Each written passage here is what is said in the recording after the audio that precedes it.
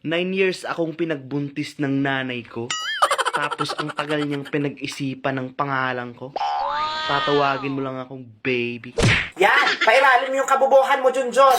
Ano ang akala mo sa akin, dinosaur? Ikaw ang magbuntis ng 9 years para buong-buo yung katangahan mong yawa ka. Yung kalandian, Junjun, may binabagayan yan. Ayusin mo yung buhay mo, ha? Hindi mo balikan yung lugaw doon? Pag yun nasunog, ipakain ko talaga sa inyo lahat. Tigil-tigilan mo yung kalandian mo sa TikTok. Malala na yung kabubuhan mo.